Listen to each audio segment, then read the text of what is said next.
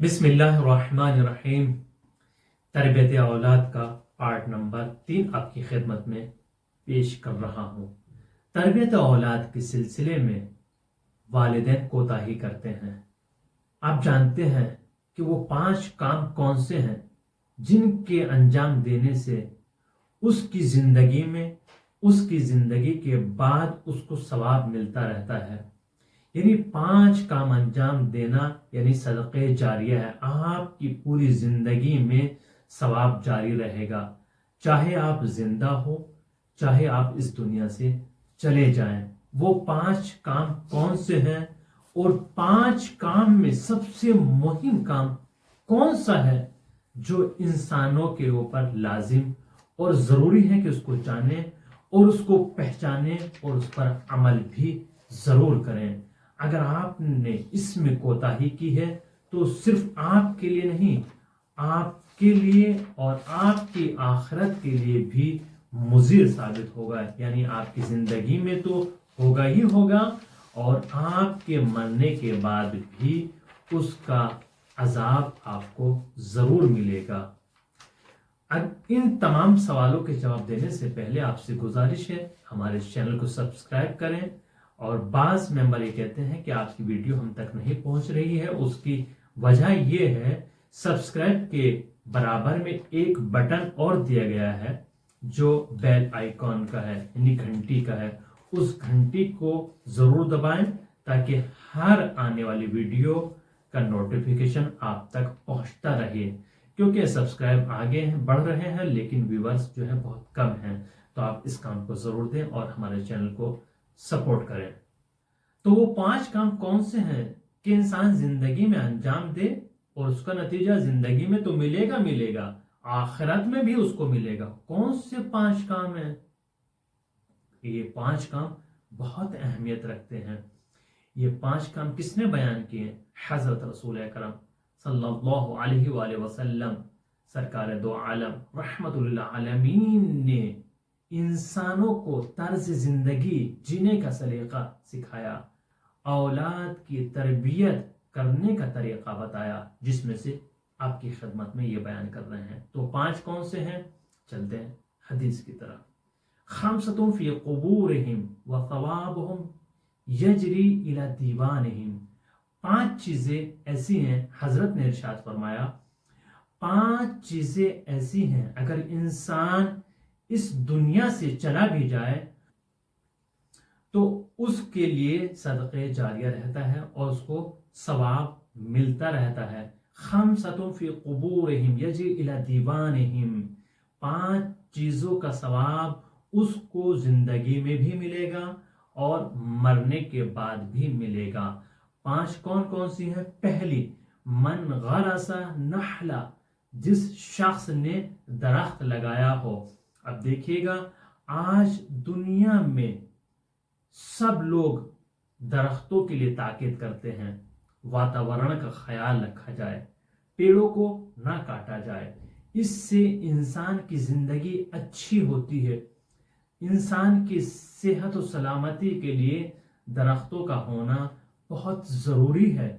इसके लिए सरकार और तमाम मुल्कों की गवर्नमेंट ये काम अंजाम देती है, खुद दरख्त लगाती है और लगाने के लिए आपको भी ताकीद करती है कि आप अपने घर में भी दरख्त लगाएं, पेड़ पौधे लगाएं। आप देखिए, जो इंसान मरीज हो जाता है उसको डॉक्टर ताकीद करते हैं आप पार्क में सुबह को जरूर टहले। क्यों? क्योंकि आपके लिए मुफीद होता है। इसलिए जो सुबह को आप पार्क में घूमने जाएंगे तो पेड़ों से जो हवा होती है, जो ऑक्सीजन होता है, अच्छा शुद्ध और साफ होता है, वो आपको मिलेगा, जिससे आपका बदन सही हो जाएगा और सलामत रहेगा। इसीलिए पेड़ों का लगाना लाजिम और जरूरी है। इसीलिए रसूल ने फरमाया मन गरसा नहला, जो शख्स दरख्त लगाता हो उसको जिंदगी में भी सवाब मिलेगा और आखिरत में भी सवाब मिलेगा। और दरख्त कहाँ लगाया जाए? सड़कों पर लगाया जाए, घरों में लगाया जाए, ऐसी जगह लगाया जाए जहां पर साया ना होता हो, ताकि लोग उस साये से इस्तेफादा करें, लोगों को साया मिलता रहे। ایسی جگہ لگایا جائے جہاں پہ درخت نہ ہو، قبرستان ہو یا سڑکیں ہوں یا اسی طرح کی دوسری جگہ ہو جہاں پر درخت نہ ہو، وہاں پر آپ درخت ضرور لگائیے۔ پہلا یہ تھا من غرس نخلا، دوسرا یہ ومن حفر بئر، جس شخص نے کنواں کھودا ہو۔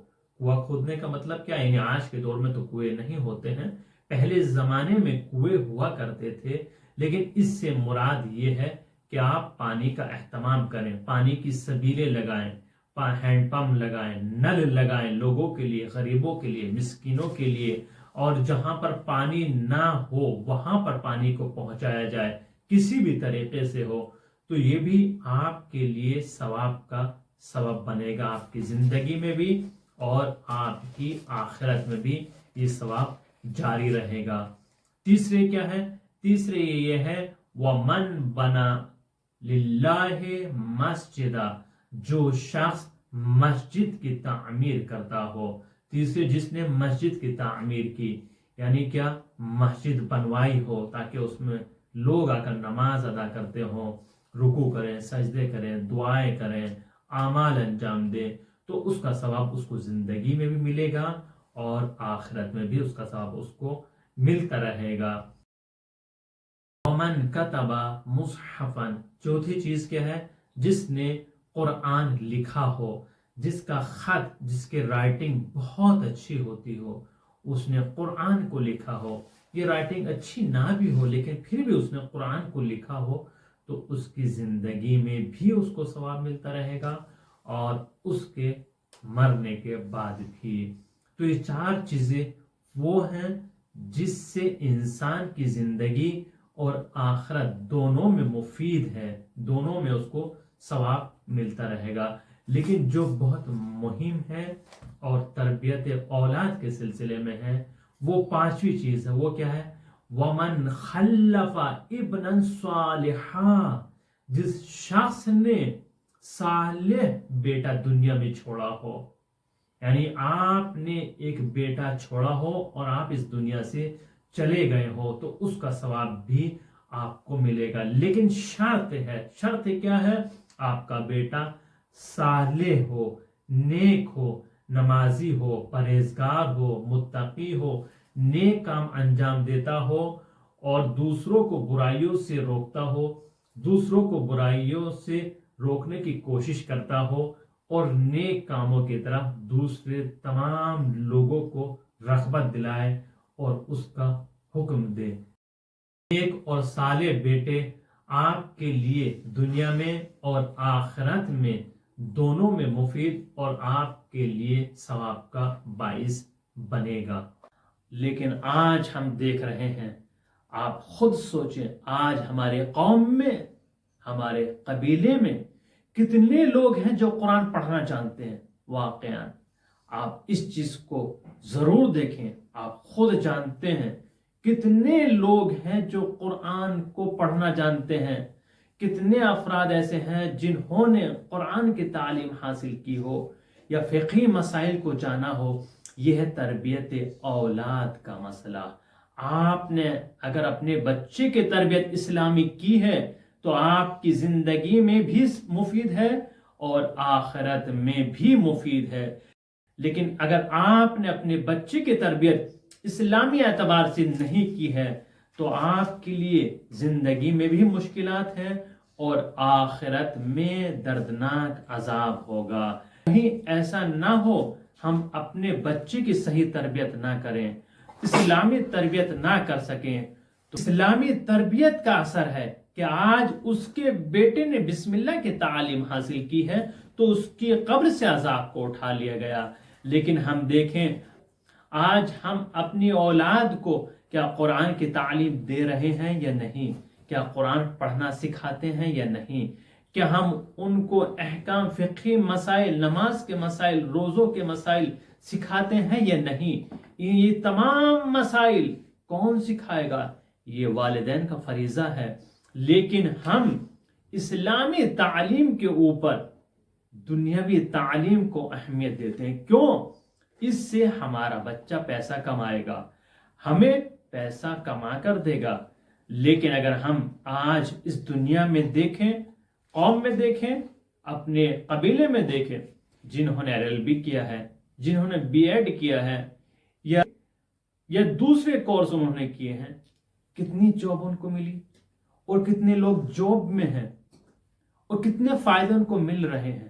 لیکن یہ بات یاد رکھیے گا، جس نے اسلامی تعلیم حاصل کی ہے اس کا دنیا میں بھی فائدہ ہے اور آخرت میں بھی فائدہ ہے. اگر آپ نے اپنے بچوں کو اسلامی تعلیم نہیں دی ہے تو پھر آپ یاد رکھیے گا، آپ اس دنیا سے چلے جائیں گے. آپ کے لیے ایسا بھی نہیں ہو کہ کوئی آپ کے لیے قرآن پڑھے. جب آپ نے بچوں کو قرآن کی تعلیم نہیں دی ہے تو آپ کے لیے فاتحہ کون پڑھے گا؟ کون آپ کی قبر پر قرآن کی تلاوت کرے گا؟ پھر ایسا نہ ہو کہ آپ کی قبر پر کوئی فاتحہ پڑھنے والا بھی نہ ہو. کہیں ایسا نہ ہو کہ آپ کی قبر پر کوئی قرآن کی تلاوت کرنے والا نہ ہو.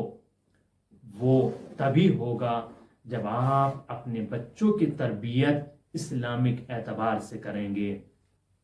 اور اگر اس میں دیکھا جائے، آپ دیکھیں تو ہونا تو یہ چاہیے ہر بچے کو 2 سال کامل، 2 سال پورے 2 سال تک اسلامی تعلیم دی جائے.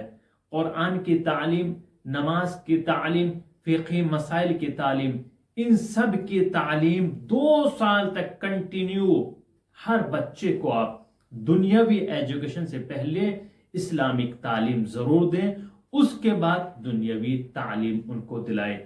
ہم اس بات کی نفی نہیں کر رہے یا اس بات کو ہم منع کر رہے ہیں کہ آپ دنیاوی تعلیم نہ دلائیں. نہیں، آپ دنیاوی تعلیم کے ساتھ ساتھ اسلامی تعلیم بھی اپنے بچوں کو ضرور دو. اگر آپ نے اپنے بچے کو اسلامی تعلیم دی ہے تو وہ پھر پہچانے گا کہ ماں باپ کا مرتبہ کیا ہوتا ہے اور بیٹی کا مرتبہ کیا ہوتا ہے، بیوی کا مرتبہ کیا ہوتا ہے.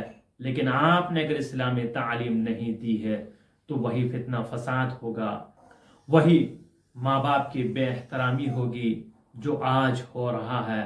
والدین پر ظلم ہوگا، بیوی پر بھی ظلم ہوگا، ان کے حقوق کو ان سے چھینا جائے گا، ان کے حقوق ان تک نہیں پہنچائے جائیں گے. یہ وجہ کیا ہے؟ اس کی وجہ یہی ہے کہ دین اسلام سے آشنائی نہیں رکھتے ہیں. ہم نے اسلام کو صحیح سے نہیں پڑھا ہے، ہم نے اپنے بچوں کی تربیت صحیح طریقے سے نہیں کی ہے.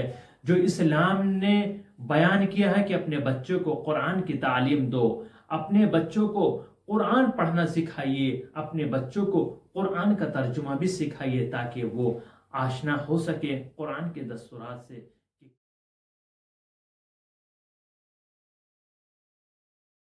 یہاں حدیث کا فوٹو لگا دیا گیا ہے، آپ اس کو پڑھ سکتے ہیں اور منابع بھی اس میں ذکر کیے گئے ہیں.